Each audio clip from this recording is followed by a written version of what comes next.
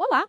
Hoje a gente vai mergulhar num material muito interessante, o livro A Busca do Melhor.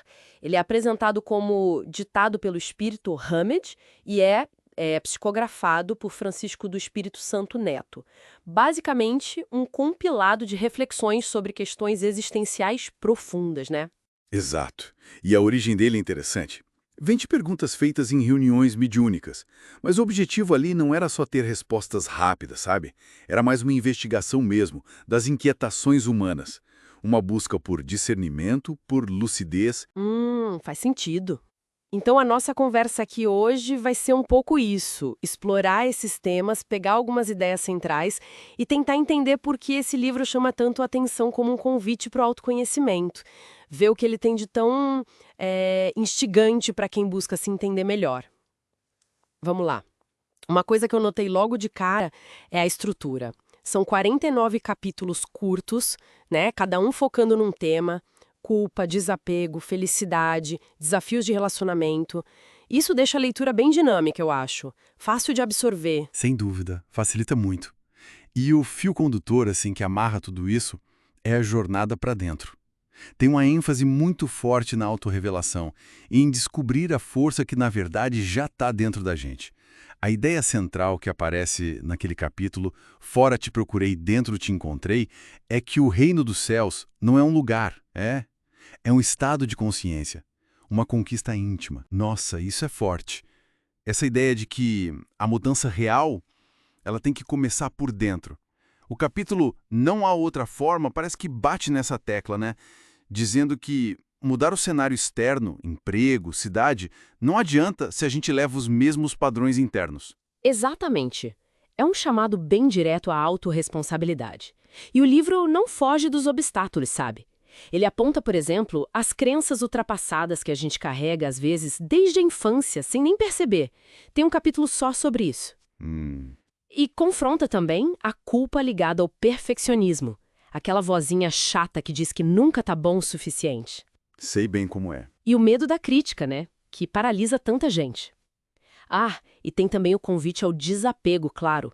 No capítulo Nada é Permanente, lembrando que tudo passa. Faz todo sentido. E sobre relacionamentos? Como ele entra nessa área tão complexa? Fala algo sobre equilíbrio. Fala assim, toca em pontos bem importantes. O capítulo A Vida do Outro, por exemplo, reforça o respeito pela liberdade do outro. Ninguém é dono de ninguém, né? Claro. Ao mesmo tempo, em Obstáculos à Autonomia, ele alerta sobre o perigo das comparações que acabam minando a nossa autoconfiança. E tem um ponto sobre comunicação que eu acho fantástico: a necessidade de ter ouvidos de ouvir, de tentar entender a intenção real por trás do que é dito e não só reagir à palavra fria. Nossa, isso. Isso mudaria tudo em muitas conversas, né? Essa escuta mais profunda. E a felicidade. O livro coloca ela como algo mais nosso, de dentro, do que dependente de fora. Os títulos Felicidade e Felicidade se Conquista dão essa pista, certo? Exatamente essa é a ideia. A felicidade como uma construção interna mesmo. Um estado de espírito que a gente cultiva, não algo que o mundo dá ou tira. E o interessante é a mistura que ele faz. Tem a perspectiva espiritual, com referências bíblicas, espíritas, mas também dialoga com conceitos da psicologia, bem atuais. Ah, é? Tipo o quê? Olha, por exemplo, tem capítulo sobre alexitimia, que é aquela dificuldade de identificar e falar sobre as próprias emoções, sabe? Eu já ouvi falar. E mitomania, a compulsão por mentir, mas sempre ligando isso à necessidade de se conhecer, de entender a origem desses padrões e assumir a responsabilidade pela própria jornada de cura. Não é só apontar, é mostrar um caminho de compreensão interna. Essa combinação de espiritualidade com psicologia prática parece ser um diferencial bem grande do livro, então.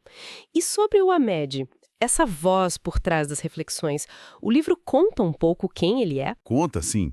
O prefácio, que é do médium, dá um contexto.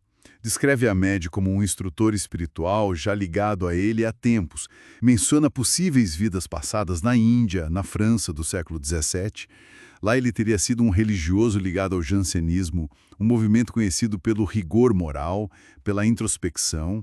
Ele é apresentado como uma voz de lógica, de lucidez, mas também como um amigo nessa jornada. Entendi. Então, fechando um pouco essa nossa exploração, a impressão que fica é que a busca do melhor é quase um guia prático mesmo para a introspecção. Um convite, talvez gentil, mas bem direto, para a gente olhar para as nossas dores da alma, como ele chama, e buscar mais serenidade no dia a dia. De fato. Acho que o grande valor está nas ferramentas de reflexão que ele oferece.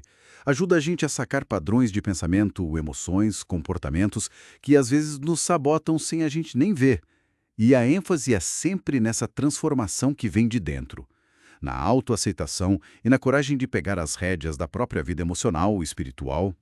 Para quem está sentindo esse chamado para se entender melhor, sabe? Para lidar com os desafios com um pouco mais de paz interna, parece uma leitura que pode dar muitas pistas importantes. Fica até uma reflexão final aqui para quem está nos ouvindo.